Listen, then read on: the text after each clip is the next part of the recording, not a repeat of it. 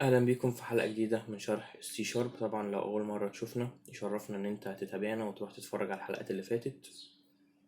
لو متابع الحلقات اللي فاتت يبقى انت عارف النهاردة هنشرح ايه. النهاردة هنشرح اخر جزء من الاوبريتورز اللي هو اللوجيكال اوبريتورز. طبعا من غير ما اطول عليك كتير، ما تنساش اللايك والاشتراك عشان يوصلك كل جديد، ويلا بينا على البرنامج بتاعنا.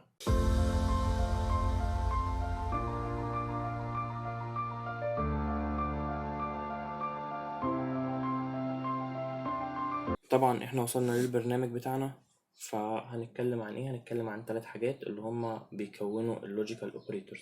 هما 3 حاجات وممكن يبانوا سهلين، بس استخداماتهم طبعا لو اتكلمنا من هنا لبكره استخداماتهم كتيرة جدا، وهنستخدمهم في المستقبل كتير جدا. ايه هما؟ اللي هما and ونوت اور.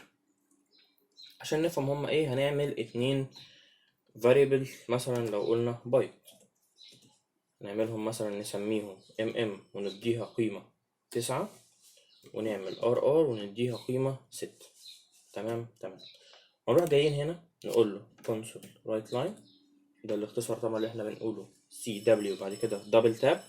بعد كده هنقول له اطبع لنا لو ال اكبر من ال لحد هنا. لو طبعا هيقول لك ان ده ترو. ليه؟ هيبص ال هيشوفه ب9، هيبص على ال هيشوفه ب6، والموضوع خلص.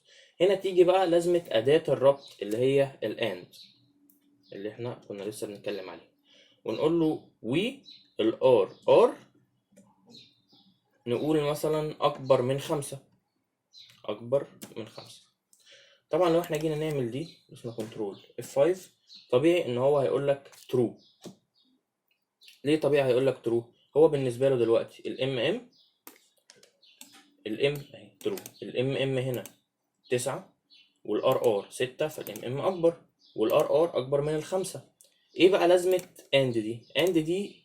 اداه ربط بس ليها شروط. يعني اند دي بتطلع لك ترو لو كل الحاجات اللي انت مديها، كل المتطلبات اللي انت مديها صح. يعني ايه؟ دلوقتي لو الام اكبر من الار وجيت تقول له ان الار مثلا غيرنا ال5 دي خليناها مثلا 9، ودوسنا كنترول F5، هيقول لك دلوقتي فولس. ليه هيقول لك فولس؟ علشان انت دخلت له حاجه صح وحاجه غلط، ولازم علشان الاند تديك ترو لازم يكون كل المتغيرات اللي انت مديها او كل الشروط اللي انت مديها تبقى صح. ما ينفعش شرط من الاتنين، ما ينفعش شرط من 3. ان احنا ينفع طبعا نزود كذا اند هنا لو عايز، بس لازم كلهم يكونوا صح. تمام.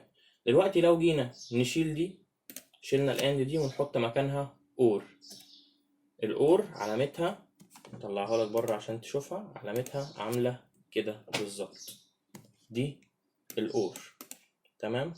ممكن نيجي ما بين الارات الكتير دي نروح حاطين علامة الاور بتاعتنا. دلوقتي هندوس كنترول و F5 ونشوف هيجيب ايه. طبعا جاب لك هنا ترو. ليه؟ علامة الاور بتكون عايزة شرط واحد بس من الشروط اللي انت مديهم لها كلهم يكون صح. يعني ده كفاية ان هو يديك عشانه ترو. ليه؟ لان الام اكبر من الار. يعني لازم ركز معايا، الاند لازم كل الشروط تبقى صح، الاور لازم شرط واحد على الاقل يبقى صح علشان تديك ترو. وهنا هنتكلم عن الحاجة الأخيرة اللي هي النوت. النوت هنا كل لازمتها ايه؟ النوت هنا لو جيت تروح جاي هنا علامتها اللي هي علامة التعجب اللي هي شيفت 1. طبعا انت لو جيت هنا تبص هي بتيجي مع الاند وبتيجي مع الاور. ايه لازمة النوت؟ هي كل لازمتها ان هي بتيجي على الترو تخليه فولس، وبتيجي على الفولس تخليه ترو. يعني دي من غير الان كانت ترو طبيعي. ليه؟ لان فيها شرط صح. دي بتخليه فولس، يعني الفولس بتقلبه ترو والترو بتقلبه فولس. دي طبعا بنستخدمها كتير جدا. وكده يبقى احنا خلصنا الجزء الاخير من الاوبريتورز اللي هو اللوجيكال اوبريتورز. يا رب يكون الدرس سهل وبسيط وعجبكم. اتمنى طبعا لو اول مره تشوفونا تعملوا اشتراك في القناه، ما تنسوش اللايك والسبسكرايب، وشكرا ليكم لو كملتوا لغايه هنا، ومع السلامه.